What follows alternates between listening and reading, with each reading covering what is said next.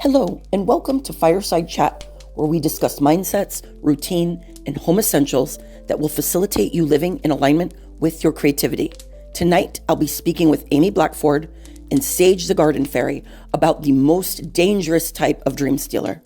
Grab a delicious beverage and join us for Live Life Creatively in Episode 3, Benched Creatives. Ami, thank you for making it in tonight. I know your back has been giving you problems. Let's dive right in. Tell our listeners what a benched creative is. Thank you, Sola. Yeah, it's been pretty rough. I had it rehabbed for a while, but after the whole remote attack situation, if you want to check that out to listeners, it's the first podcast that we did under Supernatural Stalkers. But anyway, the back is doing okay, so thank you for that. A benched creative is they're longtime creators who've given up on their dream, basically. So that's just a short little description of this type of dream stealer, the most dangerous dream stealer that I have outlined in my book that will be coming out I haven't decided yet if I'm going to release it in January of this year, the new year, right after the new year, or December before Christmas next year. So I'm just going to see how it goes this summer as I'm working on it. But anyway, I have outlined 5 different types of dream stealers, and the benched creative is the most dangerous. We also covered that in the previous episode. Very good. Yes, we did. So what are some telltale signs we need to look out for if we suspect we have someone like this close to us? The biggest sign is this is a person that you've known that has been creating for a very long time, and they've always been pretty eager about their projects, so they've quit talking about projects. Now when you ask them, how's that novel you were working on or that painting, they kind of almost snarl at you. So that's the first sign, is that not only are they not talking about projects, if anybody brings up artistic projects in the group, they kind of get this sour look on their face and they will recoil from the conversation. They don't really want to talk about it. Another sign that they've given up is their new mission is to convince every other creative in their life that they should just stop. And they mean it. They are really coming from a place of, they're very jaded. And now every artist out there that's listening to this can kind of relate. As you progress on your own journey, you start giving out unsolicited advice, and it's usually the war stories. We're not talking about the happy rainbows and hearts skittle moments that we have as artists. It's usually, I went through 1,000 rejections from an agent before I finally got one, and I don't even like the agent that I have. She wasn't that great. Don't get your hopes up. It's that type of a thing where you're sounding like you're a comrade and that you're in it with them, but you're just really trying to let them know that it's probably not going to work out for them, just like it hasn't worked out for you. So those are the 2 biggest ones, is a retraction from discussions around art and projects, anything creative. And if they do get lured into a conversation, they're always going to give some sort of advice to basically quit like they did. And quit while you're ahead is going to be the big one. Oh goodness, well, I have definitely a few of those in my family, so I'm going to keep an eye out, especially around the holiday season. So why is this type of dream stealer so dangerous? They're really dangerous because you trust them. They're somebody that's already been creating for a long time. They're probably somebody that inspired you to start creating. And that's where it gets really sticky and tricky, is usually the bench creative is not doing this on purpose. It is not malicious, by the way. So don't get angry with them. It's like baked in that they are just trying to basically let you know how difficult of a journey for most creatives it is. So that part is valid. It's always timed, in accordance with you sharing some exciting moment, which is not the time to have this type of a discussion. That's when inspiration is trying to bloom. It's like you coming along and stepping on somebody's little seedling sprout that's coming up in the garden before it really has a chance to grow. You can get into those types of conversations once it's in full bloom and you're just trying to help maybe with a perspective shift, or, you got to toughen up or something like that. So that's really why they're so dangerous, is because they're trusted and their intentions are good. And so between those two things, you're going to be like, wow, maybe I really should quit while I'm ahead. I really like the way you're framing it there, that they don't have malintent. I think this is really important when we go over and we look at what we talked about in last week's episode. A lot of those, there's like a malicious intention behind it, whereas with the bench creative, it's really coming from a place of concern. So how do bench creatives come to be this way? Yeah, thank you for pointing that out. That is the main big difference, is the intention behind it. They come to be this way because the creative journey it's usually wrought with challenges and complications. And when you're combining something as vulnerable, I compared early in your creativity, it's like your creations are like your babies. So you're combining something that's extremely vulnerable with an obstacle course, basically. And just like that, overprotective parent is like running behind their toddler when they're taking their first steps.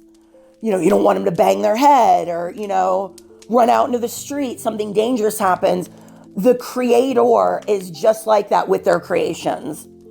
And so it's this push and pull that you're going through that puts you in it's a really emotional journey, and it's taxing.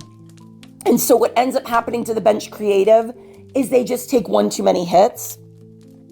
Maybe a bunch of life challenges came up for them, like a parent getting sick that they're taking care of. They had a health complication, and those start to pile up as you age.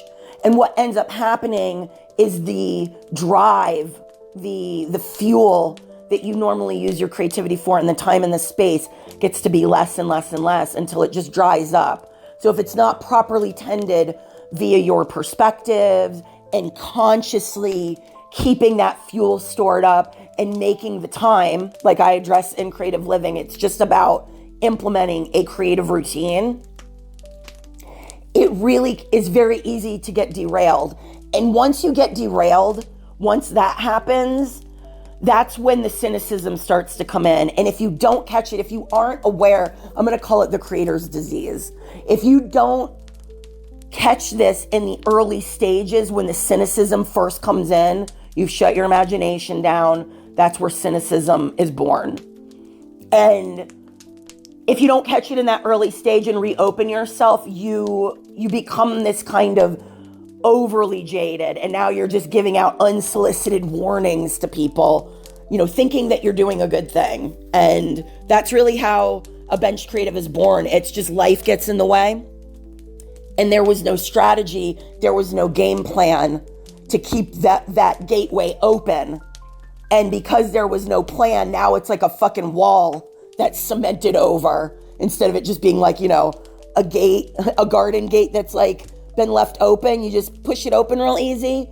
Imagine somebody just came by and like laid in a brick wall and they just cemented over even the brick. So now it's like impossible to break down. That was a really powerful analogy. This is something I found with my writing. As long as I show up just a little bit every day, it's just so much more fun and easier than when I fall off. I just don't get to it. And this brings about that wall that you're talking about. And if I don't start hammering at it pretty quick, it gets more and more intimidating.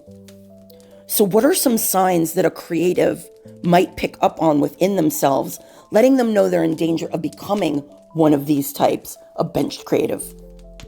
The biggest one is you are now using your challenges, your obstacles on your obstacle course that we just talked about, and dragging those into conversations with other creators. Usually it's ones younger than you, that they're still bushy-eyed and bright-eyed or bushy-tailed, I meant. They're excited, they're new, they're innocent, they just have big dreams and big hopes, and they're talking a big game, right? Just like we all did. And that's wonderful. You should let them have that. Let them have it. It's really important to getting them through the next portion of their journey. But what a lot of us do is we just want to let you know, just a little friendly reminder. And it's almost as if we want that innocence back. So there's almost like a little bit of jealousy. Like, I want that. I want it. I want that innocence. And now you want to rob it from that poor younger creator. You're not doing it intentionally. I'm pointing it out so you can watch yourself. I know I have to do this. So it's that you're giving, that's the biggest sign. You're starting to give out some of that jaded advice.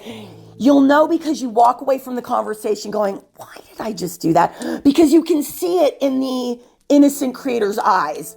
They go from like jazz hands and bright eyes to hunched over a little bit, a little defeated, not as excited about that project they were describing as they were before you interjected with your, well-meaning jaded advice. So those are the things to look out for. It's just when you see yourself doing that, like I did it last week to Sage, when you see yourself doing that, just try and reframe it, catch yourself, maybe be like, let me rephrase that, so that you can fix it before, because it plants a seed of doubt in that creator's mind that can kill that dream, in the early stages. So, and they've trusted you. They've trusted you because you become a trusted creative in their mind. You probably maybe helped inspire them. So a lot of teachers are guilty of this with their students. So yeah, that's my best advice on that. I had this one teacher that I absolutely worshiped in high school, and this is exactly what happened. I went to them with a project. It was a piece of my writing, and he absolutely shredded it. I didn't write for years afterwards. So you have to be very careful. And he had a novel out that did not sell well. I think he had given up at that point. He even talked to our class about it nonstop. What can creatives do when they identify a benched creative in their community?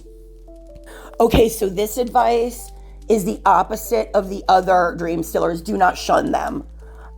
Please don't, because now the creatives in their life are fueling them, whether they realize it or not. It's almost like they're living vicariously through you. So it's really simple. When they give you a piece of advice, understand it's coming from a well-meaning place. Say thank you, and then reframe what you just said in a more mature way. Like, I know that I'm going to be up against it, but I'm determined to get through it. And the bench creative most times will be very proud of you.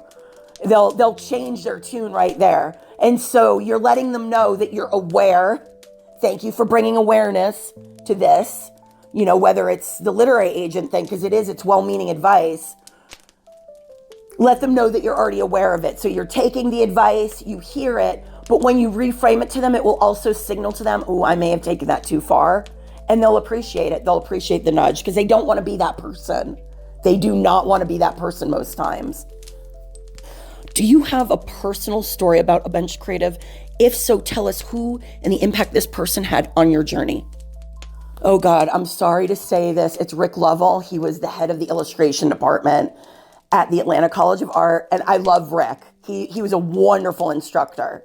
So the reason I'm picking him is because he is the instructor when I came back after having my baby. So I went three and a half years, and I came back as a senior to finish my degree. And he was the one who handed me the submission form for the Red Signet Press contest. And he told me, he's like, you're the only student going to this school that I know of that is specifically here for children's book illustration. Because at the time they didn't have children's book illustration as a major. I was in illustration for advertising because that's all that was offered. But they allowed me in my senior year to use that class time to develop the submission illustrations for the contest. But before that happened, he gave it to me. He's like, you have so much promise. So it was a really inspiring conversation when I got the contract. Him and my other teacher, my other instructor at the time, were like, do not sign this. They're not paying you enough money. You're gonna flunk out on your senior year, because it was an even bigger workload, more hours. And it was already like between a 70 to 90 hour week between the class time and the project time that was done outside of class.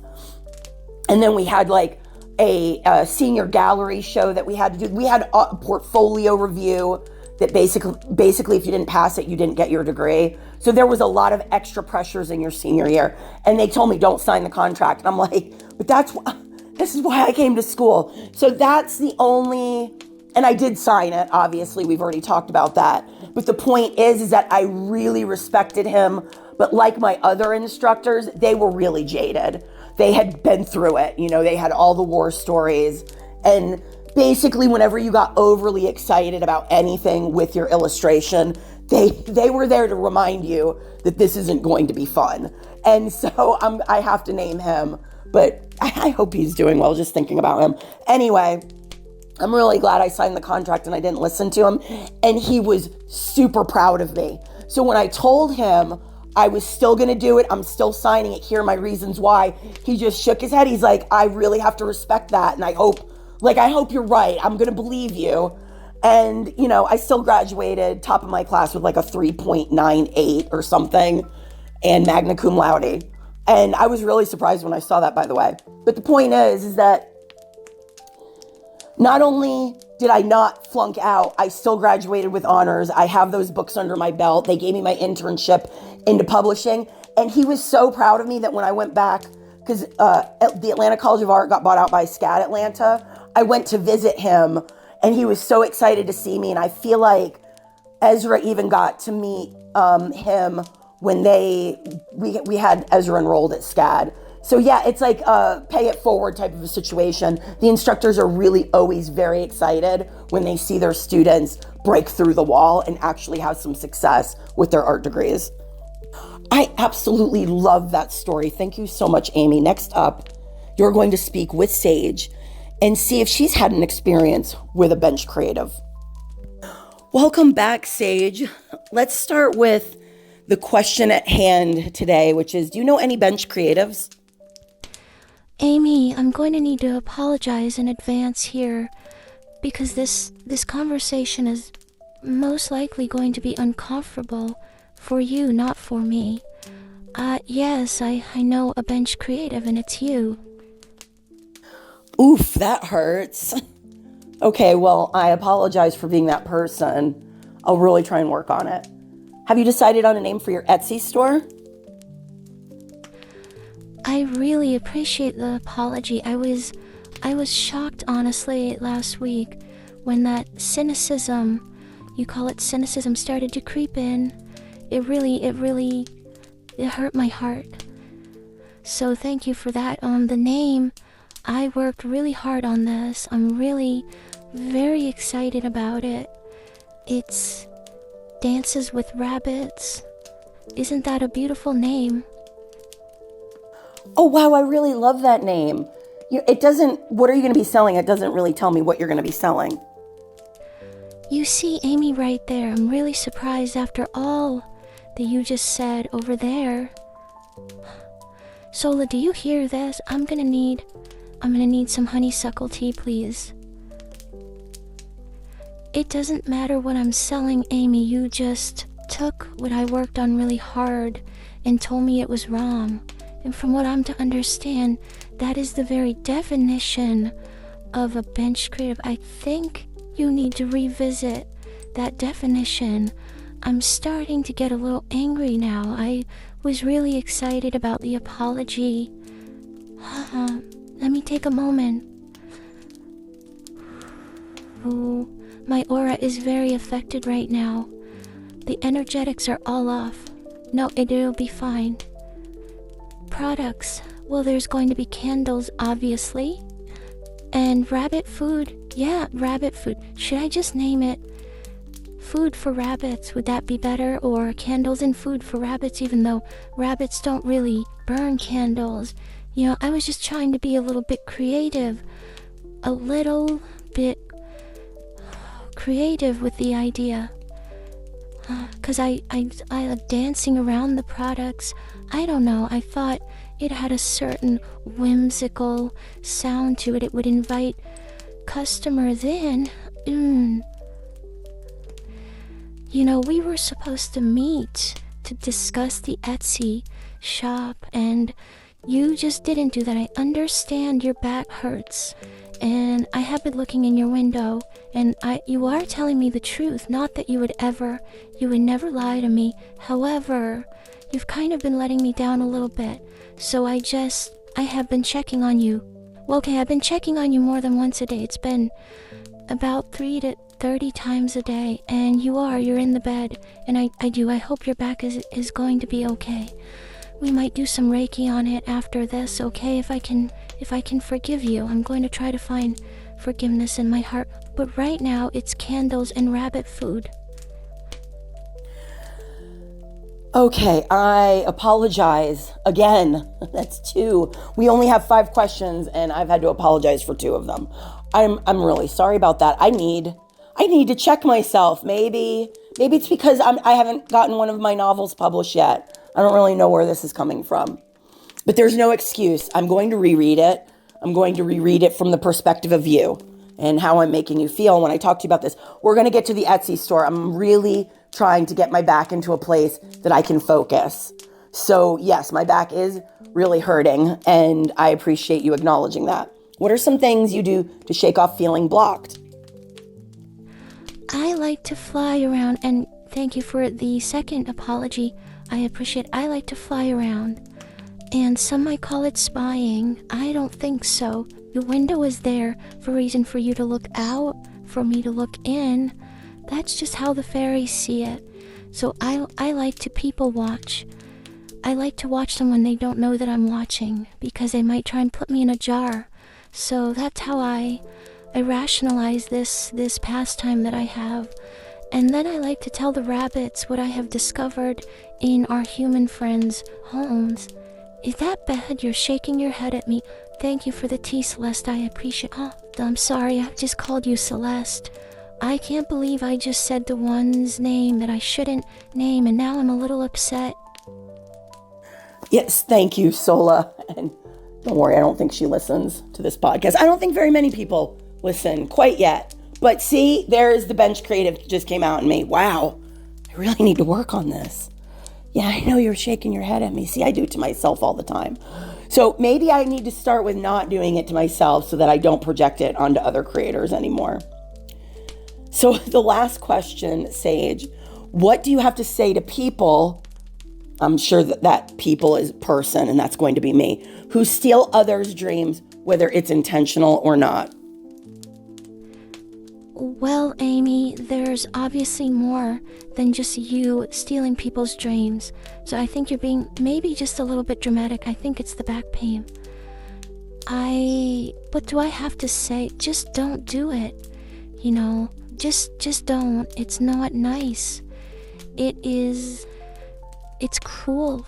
And I know you said that it's not being done with intention, but we are talking about dream stealers in general, which I believe probably most of them are doing it intentionally, kind of like the person going to kill the rabbits in the garden for eating their carrots. It's just you're going in there with murder on your mind, just like most dream stealers are thinking about murdering our precious, vulnerable dreams.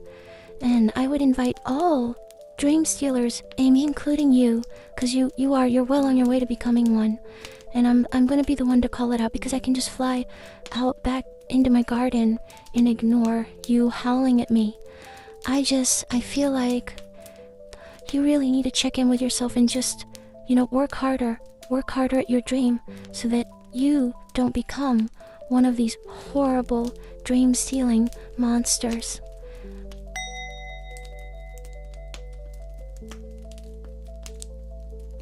This concludes tonight's episode. If you enjoyed our conversation, please give this video a like and hit the subscribe button. You can find information about Amy on Facebook and Instagram in the description box beneath this video.